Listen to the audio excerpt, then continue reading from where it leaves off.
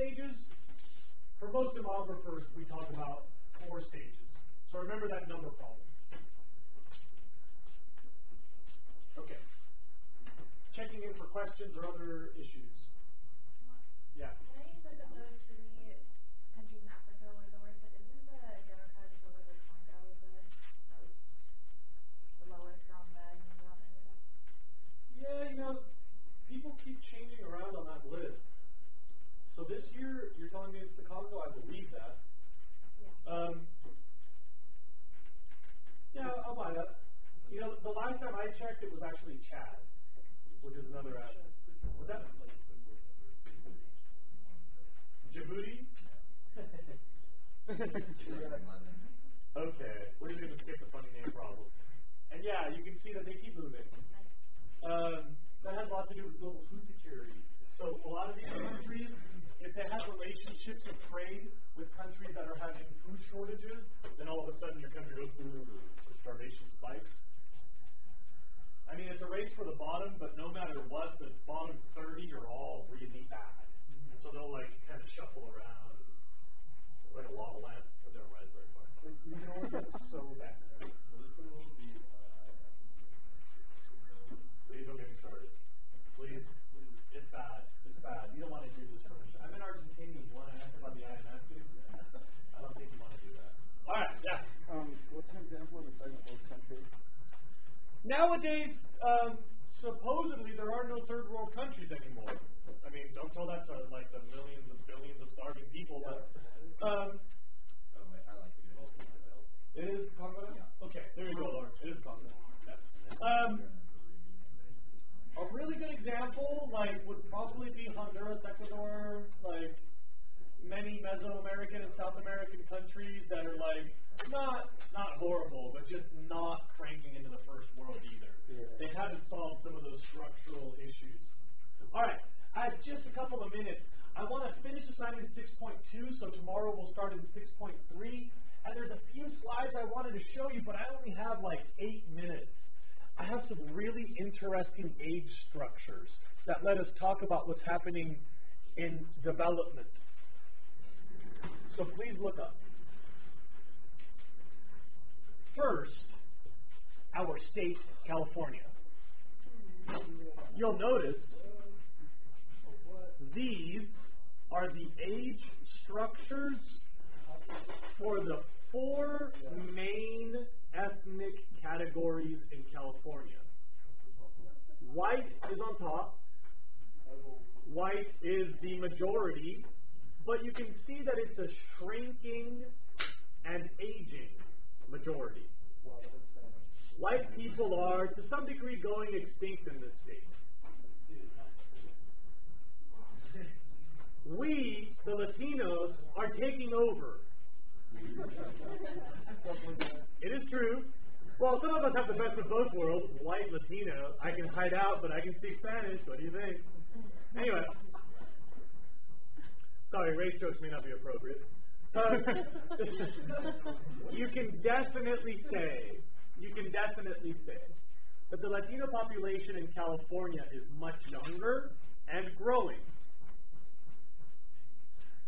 Latinos weren't really in this country in large numbers during World War II, so the baby boom sort of passed them by a little bit.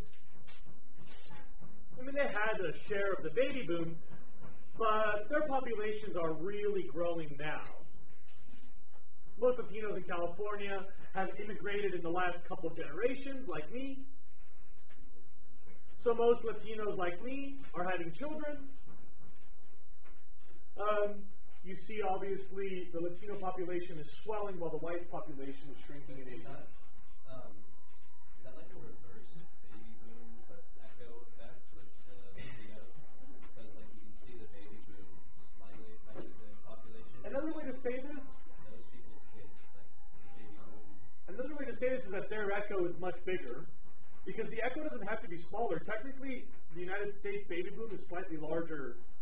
No, the baby echo is slightly larger than the baby boom. Check this out. There are more American boom echoers than there are American boomers. We don't ever hear about the boom. not necessarily smaller. And you're right, though, to call this second growth spurt of Latinos an echo of their previous boom. There are many reasons why they have more children. I mean, culturally, Latinos tend to be more Catholic. Demographically, Latinos tend to come from more poor communities, so they may just be in that cultural habit of having more children. Latino, yeah?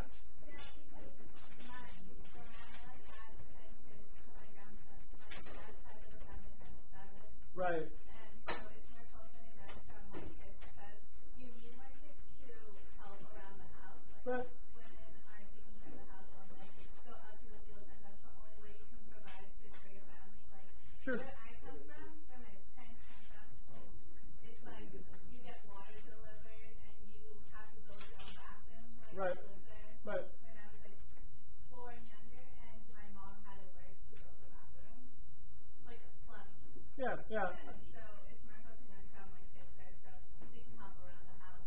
Right. So remember that the birth rate thing is a cultural issue.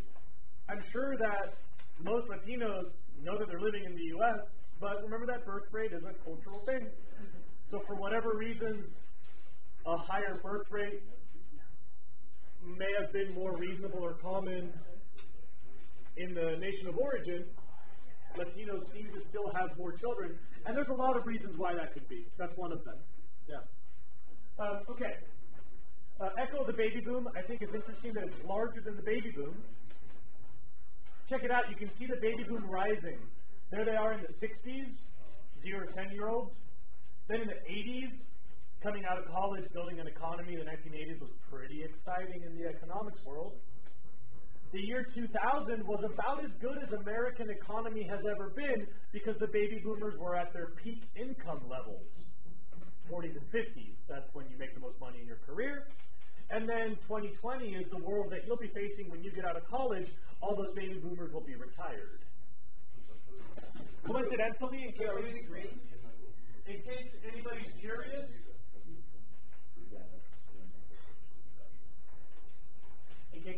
curious, you are right underneath that green band.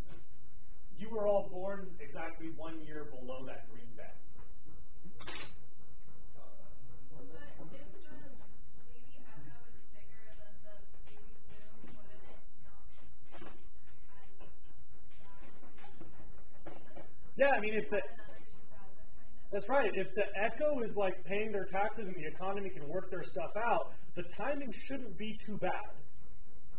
You're right, that there's going to be a pretty big workforce, right, to hopefully support all those retirees. That could work like the year 2000, except that government has more dependency, so it won't be as good as the year 2000. And kids, I want to get these, but I want to show some slides. Let me see if I can finish my picture. Check this out. In white, you see the shape of the United States a couple years before I showed up. In black, you see the shape of the United States in about 15 or 18 years. The United States will be a fundamentally different nation. Look at all those extra old people around. Here are Latinos on the left and non-Latinos in the U.S., again, showing the rising political and cultural importance of Latinos in this country. Look at what AIDS does to populations, the current on top, the projections for the year 2020 on the bottom. Look at this. Red shows you the people who won't make it to 2020 starting in the year 2000 in Botswana.